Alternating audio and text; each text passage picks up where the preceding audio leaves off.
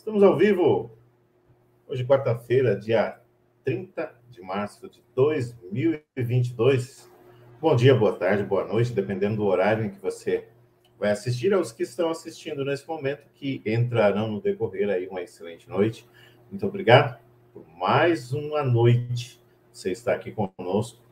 Hoje nós estamos trazendo um tema, geralmente, ouvimos falar em apenas uma época do ano, exatamente nessa época, né?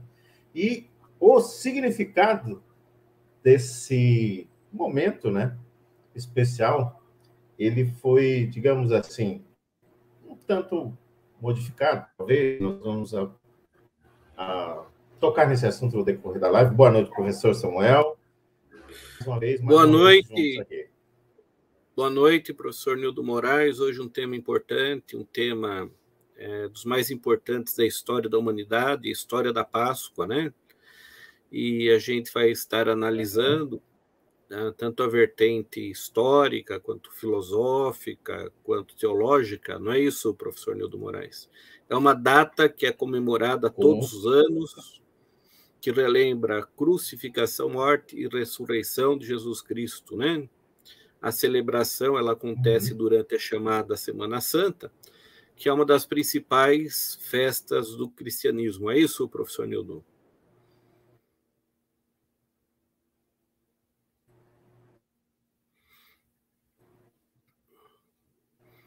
Bom, a Páscoa, né, como a gente sabe, é uma tradicional comemoração das religiões cristãs. Primeira pergunta, né? Pergunta de data. Ah, sim.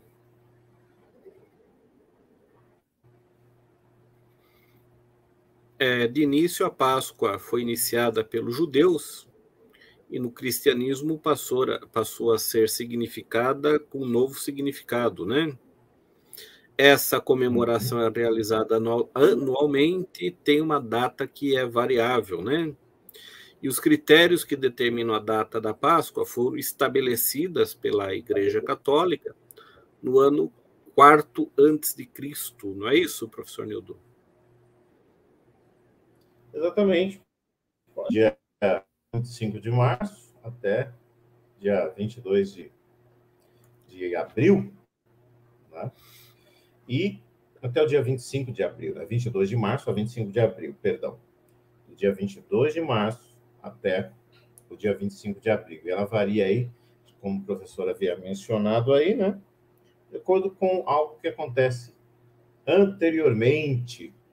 Mas, professor, as pessoas geralmente, quando lembram-se da Páscoa, né? As crianças, eu lembro que minha filha mais nova, quando chegava nessa época, quando ela era pequena, ela perguntava: pai, você compra algumas Páscoas para mim? O que era a Páscoa? Era o ovo de chocolate. Para ela, era a Páscoa. Compra uma Páscoa para mim? Então, ficava caracterizado, né? Como a essência, o significado da Páscoa eram os ovos de Páscoa. Quando que se instituiu, quando que houve aí, professor, quando que se colocou, né, esse lado um tanto mais comercial, digamos assim? Bom, a Páscoa, a gente sabe que ela sofreu influência pagã, né? E em razão desse paganismo e de países europeus, como, por exemplo, a Alemanha, né? Que se teve a instituição do ovo de Páscoa, né? Então, é o que a gente vai estar verificando um pouquinho mais para frente, professor Newton, né? Após a introdução, né? Mas a gente sabe que a Páscoa ela tem significados diferentes, né? Para o povo pagão era um determinado significado, né? Para os judeus um significado cristão e para os judeus, né? Um significado próprio da sua cultura, não é isso, professor Nildo Moraes? Exatamente, exatamente. Conforme foram se passando e algumas datas comemorativas, elas foram incorporadas ao calendário mundial, ao calendário local, E essas datas, essas festas, né? Elas foram sendo incorporadas à rotina daquela região. Como o professor mencionou aí no início do século XIX, né? Digamos assim, o ingresso dos ovos de Páscoa, né? Aqueles ovos gigantes, né? Quando a indústria de chocolate começou ali a se desenvolver, né? Então, ovos grandes, decorados, era a moda, né? Nas décadas de 1920, 1930. E o maior ovo, professor, registrado na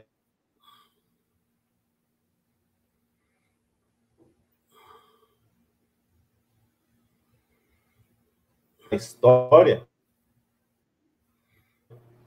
ele ficou com a cidade, tá? 9 de abril, de 10 centímetros, 7 metros e 10 centímetros de altura e pesava 4 toneladas e 760 Nossa, enorme. quilos.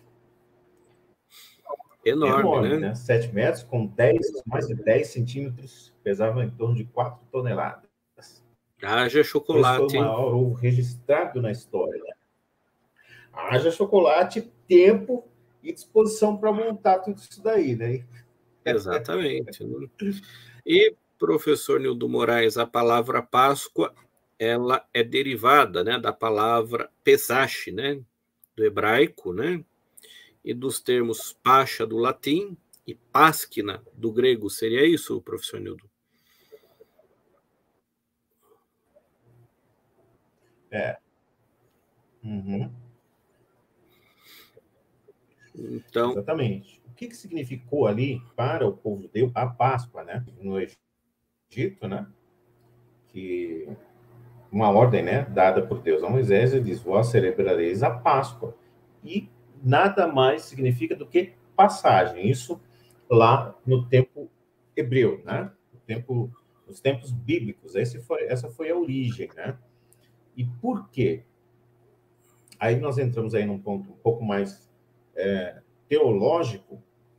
Se o senhor quiser já entrarmos nisso, ou darmos apenas uma pincelada, irmos trazendo os vários pontos, professor, o senhor fica...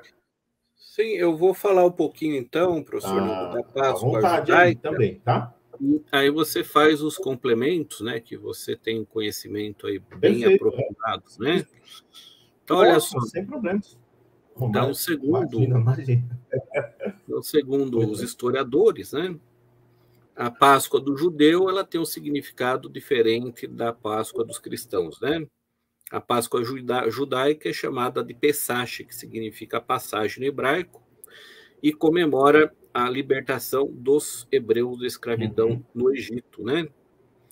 Essa festa era comemorada tradicionalmente próximo ao período em que se iniciava a primavera no hemisfério norte, né? A realização desta festa aconteceu por uma ordem expressa de Javé a Moisés, que a repassou para o povo hebreu. A descrição da forma como a comemoração deveria ser realizada e todo o seu contexto estão no trecho bíblico de Êxodo. É isso, professor Nildo? Você pode fazer o complemento, né? Exatamente. Posso, claro. Então, por que houve essa passagem? Quando o povo estava... Foram inúmeras tentativas de Moisés para que o faraó da época liberasse o povo para ir adorar a Deus em um determinado local que Deus havia determinado para eles. Eles pediram, então, para Faraó liberar. E então começou ali, vou pegar um pouco antes, né? Que aconteciam, então, naqueles momentos, as pragas, até a última praga, que foram a morte dos primogênitos.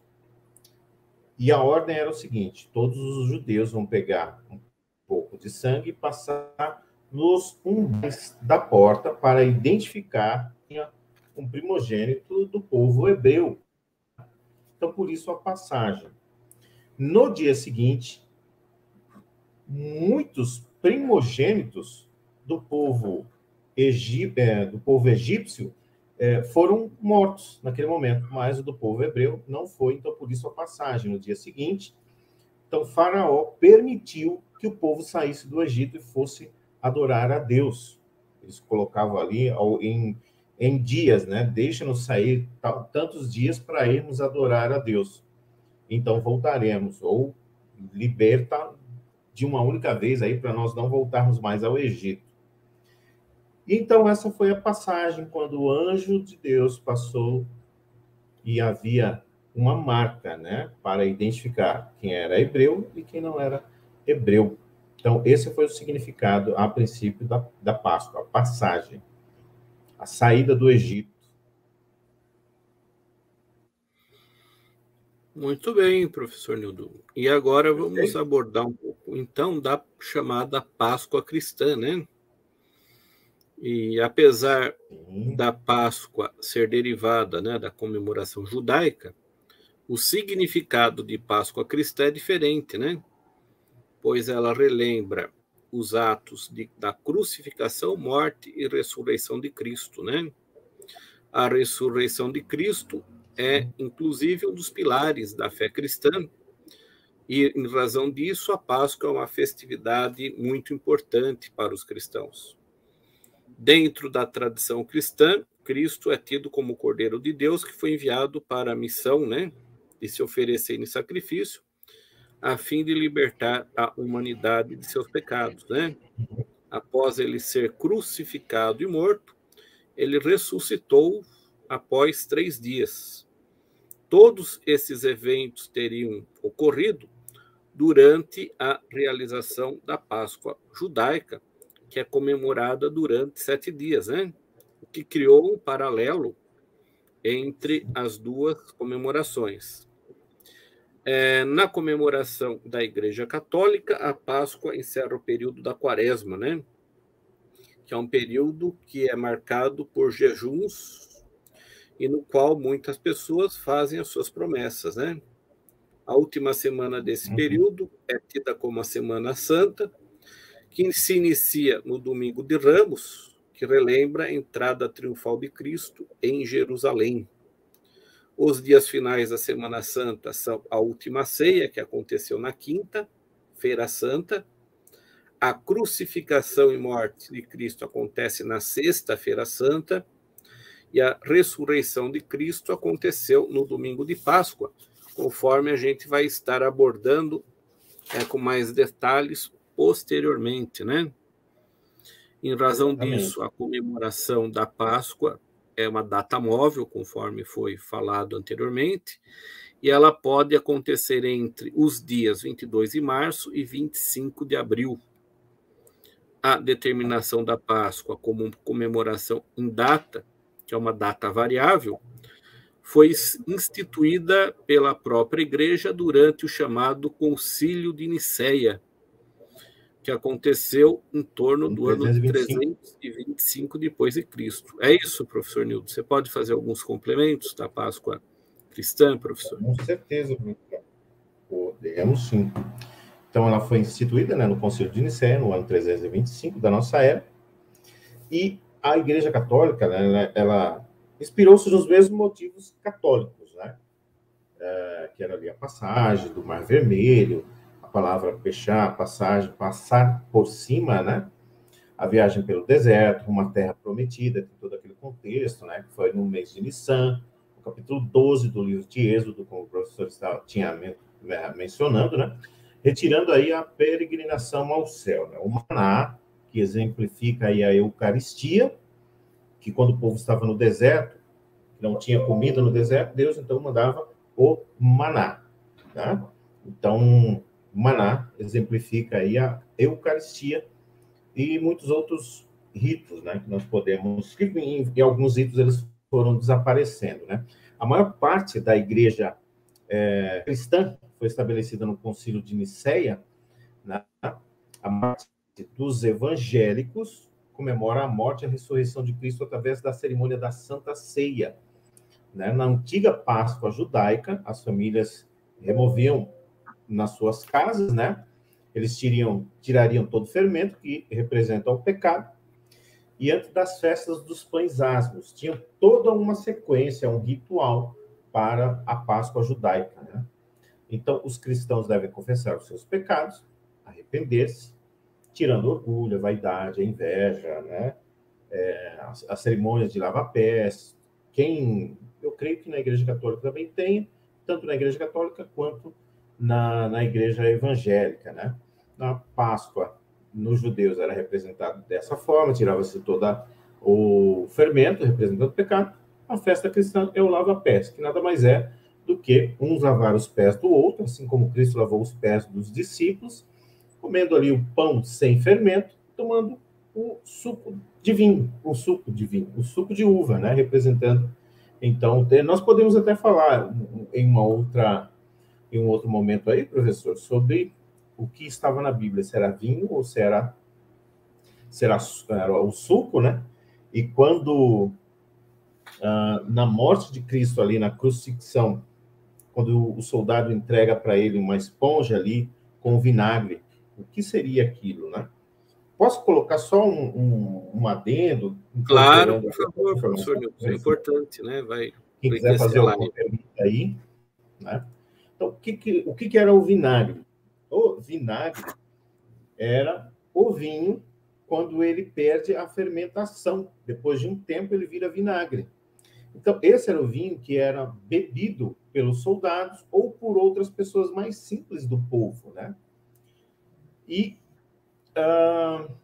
é algo extremamente... Os historiadores colocam isso, tá? É algo bem... que causa, de certa forma, uma certa repulsa, professor, porque o vinagre, depois, quando ele passava-se do tempo o vinagre, já depois do suco de uva fermentado, virava o vinho. Depois de perder a essência do vinho, ele vira vinagre mesmo. Vinagre. Então, esse era o que os mais simples bebiam. E eles utilizavam desse vinagre para a higiene pessoal dos soldados. Então, provavelmente, quando eles pegaram aquilo para provocar Jesus, não era somente o vinagre, eles utilizavam-se disso para a higiene pessoal também. Então, algo para colocar assim, que o sacrifício de Jesus, né, foi muito além daquilo que nós imaginamos, né? O sofrimento dele foi muito maior. Então, lá nos livros de 1 Coríntios 11, 24 e 26, relata-se o seguinte, professor, eu quero ler aqui, tá? Claro, Jesus tomou o pão e, tendo dado graças, partiu e disse: isso é o meu corpo que é dado por vós. Fazei isto em memória de mim. Isso pode ser colocado na missa, né? O padre sempre fala isso quando vai lá pegar a Eucaristia, né?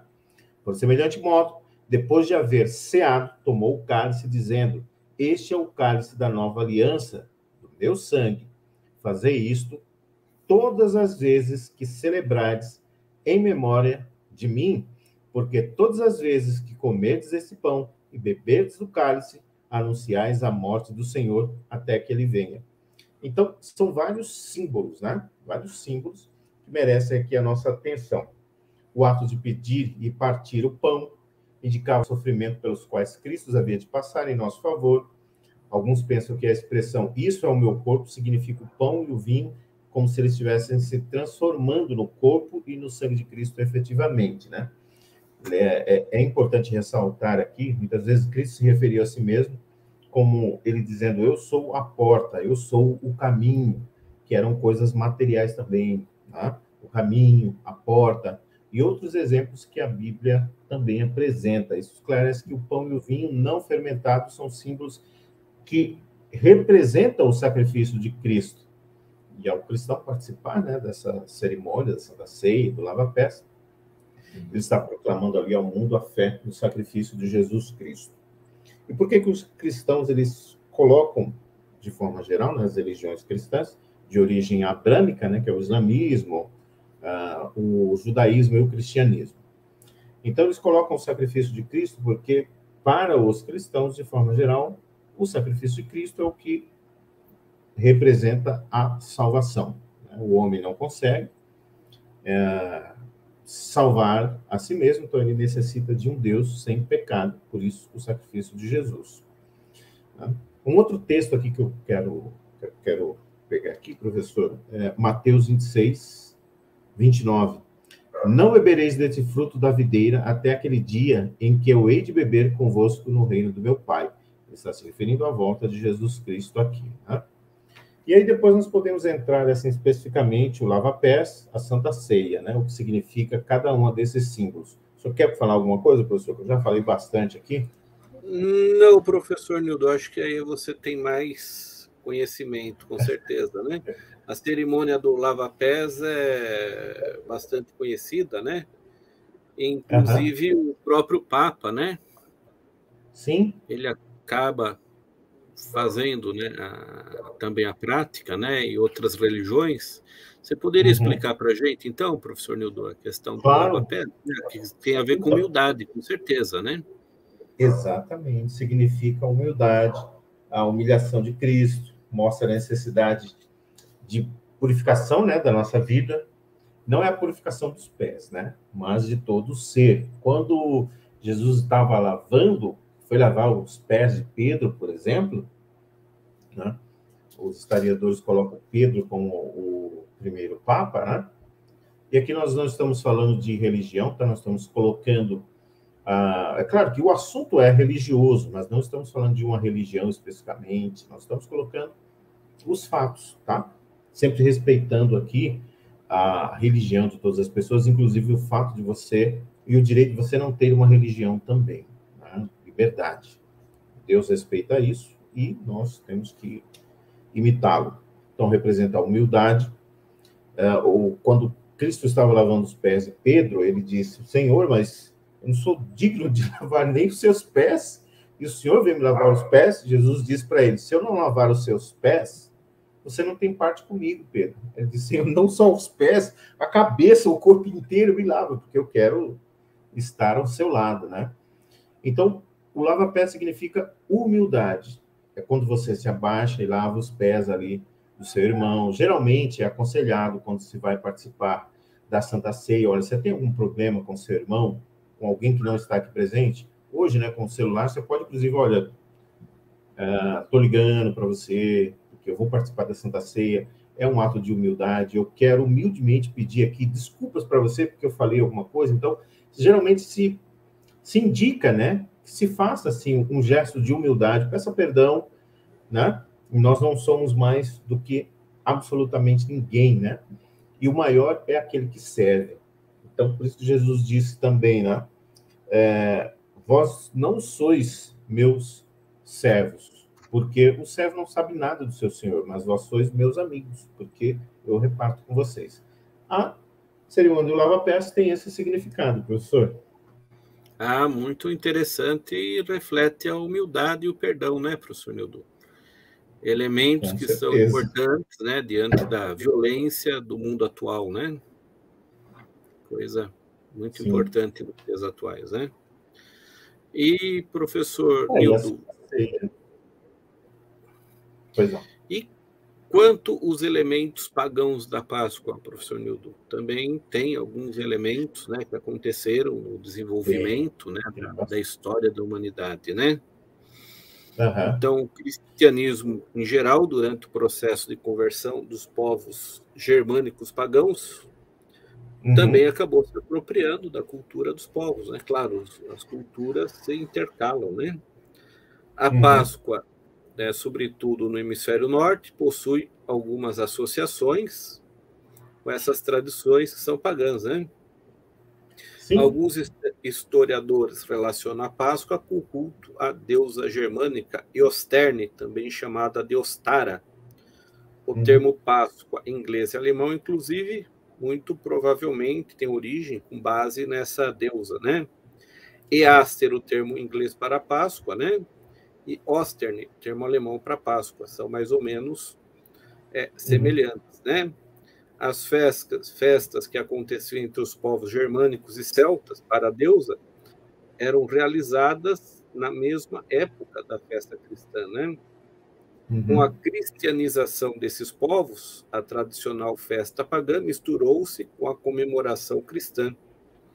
E aí que se atribui os símbolos da Páscoa, né, que a gente falou anteriormente, como a questão do coelho, e os ovos, que são tidos como elementos pagãos, né?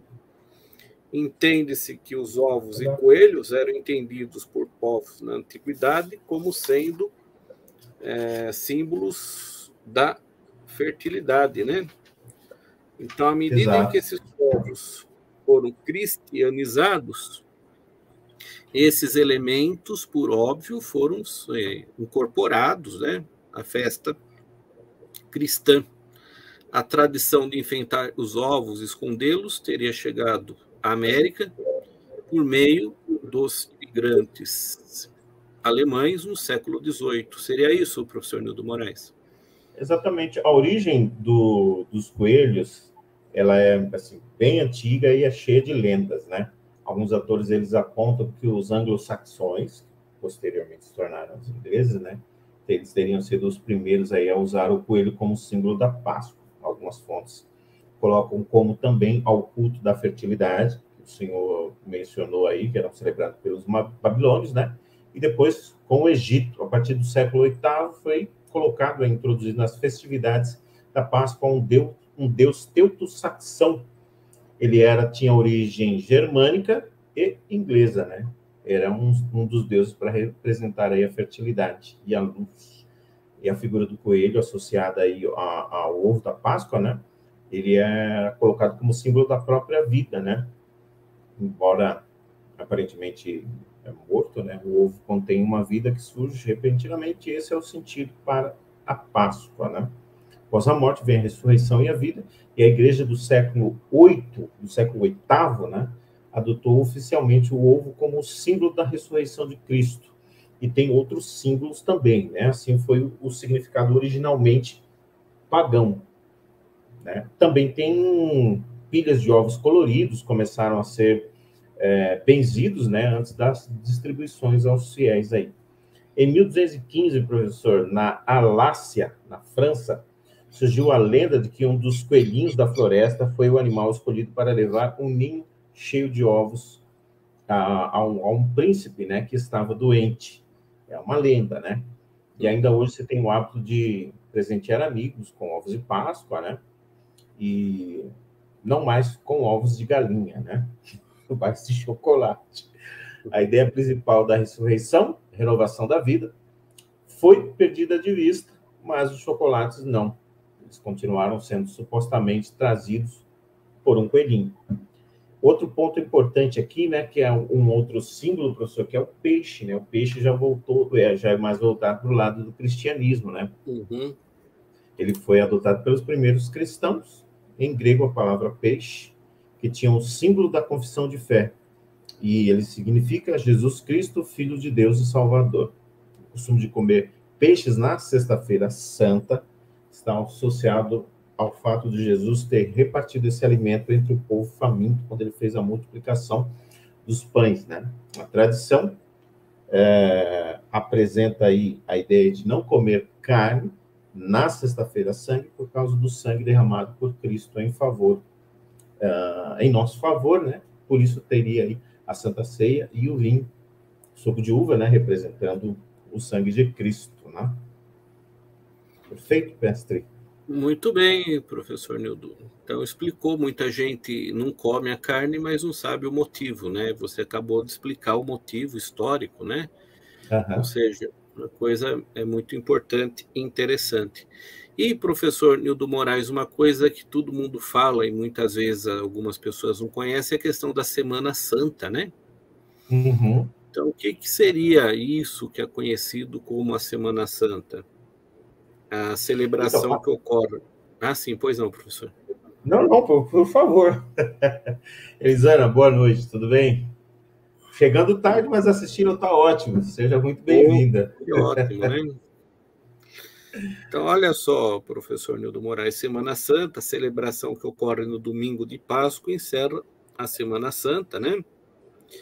Período no qual são relembrados todos os fatos históricos que levaram à crucificação de Cristo, né? O início da Semana Santa acontece no chamado Domingo de Ramos, dia marcado pelo retorno de Jesus à cidade de Jerusalém, né? Durante essa semana, alguns eventos costumam ser destacados, como a Última Ceia, que aconteceu durante a Quinta-feira Santa, né? Exato. Na Última Ceia, Cristo reuniu-se com seus discípulos pela última vez e celebrou com eles, né? Nesse momento, Jesus narrou aos seus discípulos tudo o que acontecia com ele, a traição que seria cometida por Judas Iscariotes a negação de Cristo por Pedro. Na Quinta-feira Santa, costuma-se realizar o tradicional rito de lava-pés, que acontece em memória do ato de Jesus lavar o pé de seus discípulos. Teria algum comentário, professor Nildo? Eu gostaria de comentar sobre a ceia em si, professor, porque tem um texto após a Santa Ceia, né? Qual a importância disso? Nas palavras do próprio Jesus, a ceia significa, então, a libertação do pecado, né, através do sacrifício de Cristo, significa também estar em comunhão com Ele. Se o senhor analisar, todos os discípulos estavam ali, né, e, sobretudo, um antegozo dos salvos, né? Por isso Jesus disse, não bebereis do fruto da videira. O que é o fruto da videira? O suco da uva, né? Até aquele dia em que hei de beber convosco no reino do meu Pai. O que Jesus estava dizendo aqui? Ele estava dizendo, olha, eu estou celebrando aqui, como o senhor mencionou, com vocês essa última Páscoa, e beberemos novamente, mas em um momento muito especial, quando eu retornar, que significa, né, a ressurreição de Cristo, ela é a principal, como eu poderia colocar assim, a Páscoa representa a sua morte e ressurreição de Cristo, né, para os cristãos. E através do sacrifício de Cristo que nós alcançamos essa salvação. E como ele prometeu aqui, né, Mateus 26, 29, voltar e beber junto com os discípulos, novamente naquele dia, então essa é o significado da Santa Ceia, né? Cada cristão, né? Cuidado com os costumes pagãos, né? Sempre tentam driblar aí alguns princípios bíblicos, né?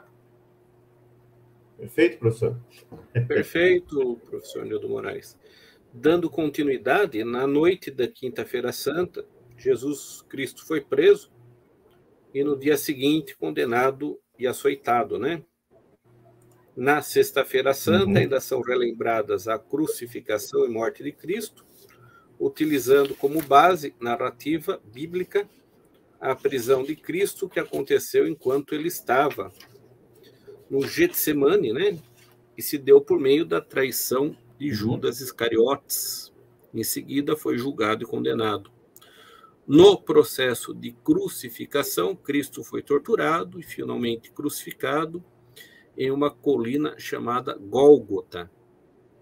O sábado após a morte de Cristo e antes de sua ressurreição é conhecido como Sábado de Aleluia. E o domingo de Páscoa é exatamente o dia da ressurreição de Cristo, né?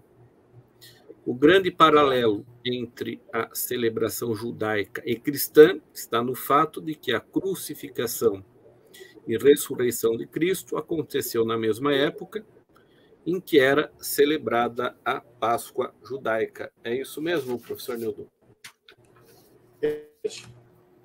E um pouco antes da celebração, qual que era o costume do governador, né, do prefeito de Pilatos? Ele sempre dizia, né? E aí vai um outro fato interessante. Alguns historiadores colocam o nome de Barrabás, que foi o que foi apresentado, né, por Pôncio Pilatos. Olha, quem vocês querem que eu solte? Jesus, o Cristo ou Barrabás? Por que ele fez essa distinção? Alguns historiadores apontam que o nome de Barrabás também era Jesus. Alguns historiadores apontam que o nome dele também era Jesus. Isso não existem algumas divergências, então por isso que ele fez. Qual Jesus vocês querem que eu solte? O Cristo ou o Barrabás? E qual era o costume? Na Páscoa, libertar um preso. Então, aconteceu exatamente, não por obra do acaso, né? Eu sou cristão, então eu acredito que Deus, ele programa as coisas, né? Ele não deixa as coisas ao acaso. Então foi tudo bem planejado por Deus, digamos assim, falando de uma forma bem simples, viu, professor? Claro. Para que todas as pessoas possam entender, né? Falando de forma bem transparente. Então, sim, aconteceu bem na época da Páscoa, por isso que foi libertado a Barrabás, né? E até hoje, existem muitas excursões para fazer a chamada Via Dolorosa, que é o caminho que supostamente Jesus havia percorrido, né? Existem muitas caravanas que vão a Jerusalém e tem, nas placas das ruas, tem a Via Dolorosa. Não se sabe exatamente se foi exatamente naquele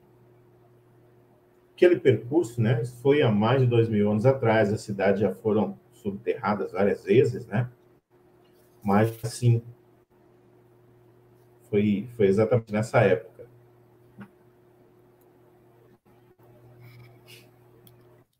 Muito bom. Se alguém quiser fazer uma pergunta, claro, né? Professor Nildo, seria interessante falar um pouquinho, né? O significado de cada dia da Semana Santa, né? Se é uma semana, tem aí os 7 dias, né? Então, começando pelo chamado Domingo de Ramos, né? Marca o início da semana, é uma data de natureza festiva, né? Celebra a entrada de Jesus em Jerusalém, conforme nós falamos anteriormente, né? O momento em que ele foi recebido de uma maneira bastante querida pelo povo, né?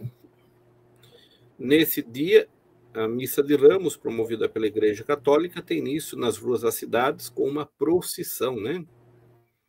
Os fiéis costumam levar à procissão ramos de palmeira e outras árvores. Durante a procissão e a missa, os ramos são abençoados. Segunda-feira Santa. Após dormir em Betânia, Jesus e seus discípulos voltaram a Jerusalém. Nesse dia, Jesus expulsou os mascates e compradores que faziam negócios dentro do templo de Jerusalém, né? E nesse mesmo dia, Jesus curou os cegos e os doentes que estavam no templo, né? A Segunda-feira Santa precede os momentos mais importantes da semana. Terça-feira Santa.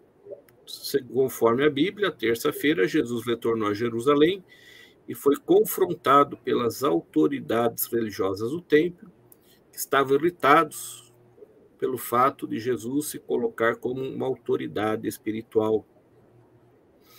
As conspirações contra Jesus são cada vez maiores e houve até uma tentativa de prendê-lo.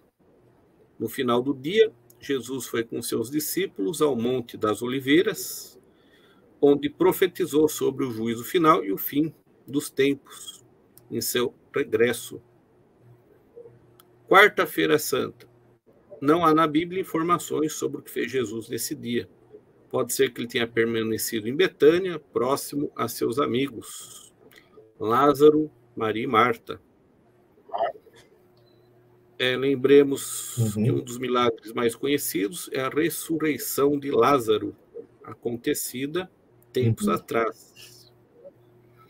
Nas paróquias do Brasil, esse dia é marcado pela procissão do encontro, que reconstrói de maneira simbólica o encontro entre Jesus e sua mãe Maria durante a Via Sacra, Via Crucis. Na procissão, os homens partem de um ponto da cidade, carregando a imagem do Nosso Senhor dos Passos. As mulheres partem de outro ponto, carregando o andor de Nossa Senhora das Dores. Num determinado momento, as procissões se encontram. Queria comentar alguma coisa, professor Nildo? Durante essa semana, lógico, foram semanas que Jesus já começou ali, né, a sentir que o dia determinado estava para acontecer na Santa Ceia, quando ele disse essas palavras, né, olha, vocês não beberão esse cálice, não beberão vinho, até que eu venha naquele dia. Naquele momento, naquela ceia, ele disse, um de vós há de me trair. E conforme foi se passando os dias próximos a acontecer, houveram algumas coisas que marcaram bastante, assim, né? Principalmente quando ele estava ali no Getsemane, quando, naquele momento, ele estava carregando todo o peso dos pecados. Esse foi o objetivo de Jesus ter vindo, morrer em nosso lugar. né? Por isso o significado da Páscoa. E conforme foi se passando, faltando poucos dias, e o ápice ali no Getsemane, pouco antes dele ser preso, vou me concentrar mais nesse momento, que é o que faz toda a diferença para nós, né? Então, ali, de acordo com a própria Bíblia, isso foi comprovado já cientificamente, pelo estado de angústia, quando a Bíblia relata que ele estava suando gotas de sangue, a angústia, e ele, naquele momento, estava precisando dos discípulos, né? Em vários momentos ali, olha, vocês não conseguiram ficar uma hora comigo em oração, em contato, em comunhão. Então, nesse momento que antecede ali, tem alguns escritos, né? Que aí são suposições, né? Quem estava lá presente pode ter relatado, e acontece geralmente aquele telefone sem fio, né? Mas ele estava lá sozinho e estava... acontece algumas distorções aí. O importante é, durante a semana, acontecimentos envolveram ali a cada dia mais o ápice do principal objetivo. Na quinta-feira, quando ele disse, um de vós há de me trair, todos os discípulos perguntaram, né? Mestre, sou eu? Mestre, sou eu? E o mais interessante, alguns pontos que eu gostaria de destacar. Ele disse, aquele que eu colocar um bocado a sua boca, um pedaço, né, de pão a sua boca, esse há de me trair. E ele foi e entregou para Judas. Mas eles estavam ali tão atônitos, os discípulos, que eles nem percebiam isso, né? E quando Jesus foi ao Getsemane, algumas coisas ali marcam bastante. Primeiro, quando chegaram para eles e perguntaram, né, quem é Jesus? E aí Judas é aquele, e ele também disse que era ele. E ele coloca algumas palavras, né? Poxa, mas eu estive na cidade falando abertamente, por que vocês vêm até este momento? Mas também a Bíblia relata tamanha angústia em que muitas pessoas podem pensar, então ele estava fraquejando ali naquele momento, quando ele diz, Pai, se possível, afasta de mim esse cálice. Ali naquele momento, como cristãos, nós acreditamos que Jesus foi afetado pelo pecado. Por que afetado? Porque afetado e não infectado. Afetado é diferente de infectado. Eu vou explicar a minha linha de raciocínio. Ele foi afetado porque ele sentiu angústia, e o pecado, de acordo com Isaías 59, versículo 2, diz que os pecados causam separação entre nós e Deus. Então, ali ele estava sentindo a separação que o pecado causa. Ele sentiu toda a angústia, o peso do pecado, o que o pecado faz, a separação de Deus. Então, por isso a importância desse ápice que eu quis me concentrar um pouco mais aqui, professor, que aí faz toda a diferença para nós cristãos. Ele foi afetado pelo pecado. Por que afetado? Porque ele sentiu ali a separação de Deus. E por que ele não foi infectado? Porque ele não pecou. Ele pagou por algo que ele não fez. Ele foi afetado pelo pecado porque ele pagou por algo que ele não fez. Mas por que ele não foi infectado? Porque ele não pecou. Né? Então, isso faz toda a diferença aí, nesse momento especificamente. Espero que eu não tenha fugido muito aí da... Mas eu achei importante claro, com certeza. Esse ápice aí, né? Tudo combinou a cada dia, como o professor colocando aí o que foi acontecendo na segunda, na terça, na quarta, na quinta, né? E todos esses momentos, Jesus pode ter passado, por exemplo, na quarta-feira, passado um pouco de tempo com Marta, Maria e Lázaro, isso pode ter acontecido. Por quê? Porque eram pessoas mais chegadas a ele, né? Por que nós podemos pensar isso? Porque foi uma das poucas vezes em que a Bíblia relata ali que Jesus chorando por causa da morte de Lázaro. Então, ele era muito próximo, né? Então, por isso ele pode ter ficado, preciso dos meus amigos aqui. E isso é importante, porque Jesus, mesmo sendo Deus, aqui vai só uma pequena, assim, bem pequena, tá? Uma amostra do amor de Deus. Quando quando nós nos sentimos assim tristes, oprimidos, Jesus acredita mais em nós do que em nós mesmos, porque quando ele precisou, ele recorreu aos amigos dele, não somente nessa quarta-feira, possivelmente, como aos discípulos, né? Então, Deus acredita na gente, Jesus acredita na gente, acredita em mim, no Senhor, em todos nós. Vou ler um comentário aqui, professor, pode ser? Pois não, professor. Pode ser? Claro. Interessante lembrar dos eventos que antecederam a morte de Jesus. Os sócios pensaram no seu imenso amor, pois ele sabia o que aconteceria. E mesmo assim não foi exatamente, foi isso que eu quis colocar aí, Elisana, esse momento, né, que estava antecedendo a preparação pessoal dele, sabendo da separação, né? Então, e também, professor, podemos colocar assim um pequeno ponto que também é crucial e importante, aí já coloca mais para o lado teológico e do cristianismo, da morte e da ressurreição. Tem um ponto-chave aí muito importante. Pode ser? Claro, professor Nildo. O que eu queria comentar aqui, pessoal? Queria comentar o seguinte. Jesus morreu na sexta-feira e ressuscitou no domingo, certo? Não temos dúvida com relação à historicidade disso. Mas, como eu disse anteriormente, ele foi afetado e não infectado pelo pecado. Nós acreditamos que Jesus morreu em nosso lugar, perfeito, e não cometeu pecado. Em outros pontos, a Bíblia relata que ele nunca utilizou do poder dele em favor próprio, mas sempre em favor das outras pessoas. E se alguém quiser participar e responder essa pergunta, por que foi necessário um anjo ir até a porta do túmulo e falar para Jesus: Filho do homem, Jesus, teu pai te chama? Por que foi necessário isso? Será que Jesus não é a vida? Em outros momentos ele não disse a sua ressurreição, a vida. Ele não fez porque exatamente não usou do poder dele em favor próprio, em benefício próprio, porque ele estaria descumprindo aquilo que ele mesmo disse na Bíblia, né? Que a ressurreição só vem através de Deus. Então foi necessário um anjo descer e dizer: Jesus, sai para fora, teu pai te chama.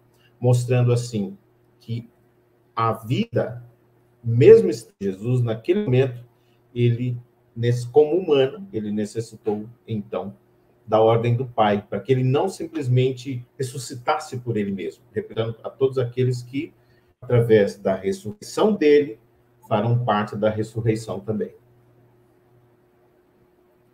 Muito bem, professor Nildo. E para a gente concluir, né, o Sábado Santo, né? Entre o pôr do sol de sexta-feira e o pôr do sol do sábado, não ocorrem celebrações em comunhão.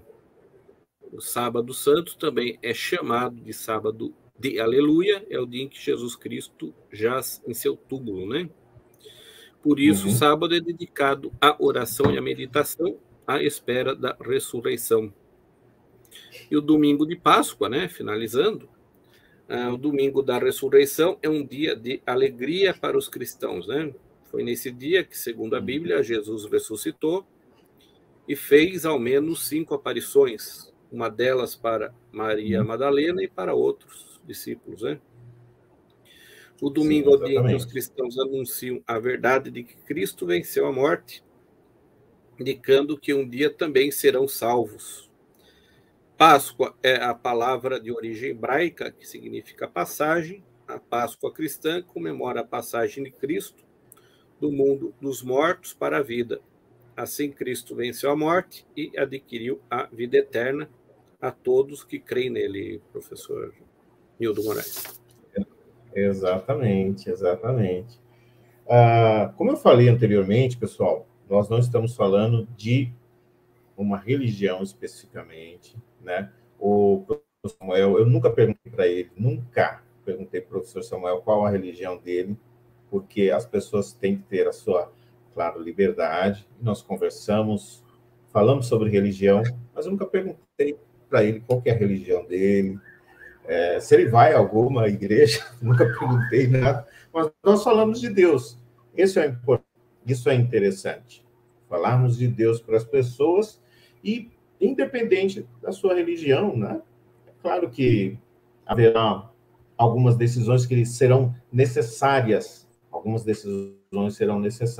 Mas aqui, nesse momento, nós estamos apresentando para vocês o significado da Páscoa. Não é coelhinho da Páscoa, que coelho não coloca ovo, muito menos de chocolate. Mas foi incorporada, como nós falamos, foi-se aproveitado algumas datas comemorativas para, talvez, quem sabe, aí, fazer o PIB daqueles países crescerem, aproveitar essa data que o povo estava mais, digamos assim, com o coração mais, digamos, mais amolecidos, os filhos pedem alguma coisa, também o Natal, né, que nós falamos, né, no final do ano, nós falamos, em dezembro, nós falamos sobre o verdadeiro significado do Natal. E é isso, pessoal. Surgiram aí algum tema que vocês gostariam que nós falássemos. Importante, caso você ainda não seja inscrito no canal, se inscrever. Nós temos 2 canais de aula, um canal de educação, professor Nildo Moraes e o professor Samuel Merbach. Estamos fazendo essa live hoje neste canal por ser um tema que envolve um pouco da religião, né? E é um momento muito importante, uma data comemorativa muito importante. Então, por isso resolvemos fazer aqui nesse canal. Obrigado, Elisana, por ter assistido, né, participado aqui da live. Sempre que puder, pode prestigiar, compartilhar, comentar, à vontade. Professor, deixo com o senhor aí as palavras finais aí de hoje. Então, professor Nildo Moraes, agradecemos, né, a todos os amigos que nos assistiram, que vão nos assistir a posteriori, né? E hoje nós falamos de uma das datas mais importantes da humanidade, com certeza, né? Sim. Então, eu me despeço de todos e agradeço, né, pela oportunidade aí de mais uma live. Muito obrigado, professor. De nada, e até a próxima quarta-feira, pessoal. Vamos anunciar aí qual será o tema da próxima live. Grande abraço, bom restante de semana. Desde já, feliz Páscoa. Feliz Páscoa a todos e até a semana que vem. Até mais.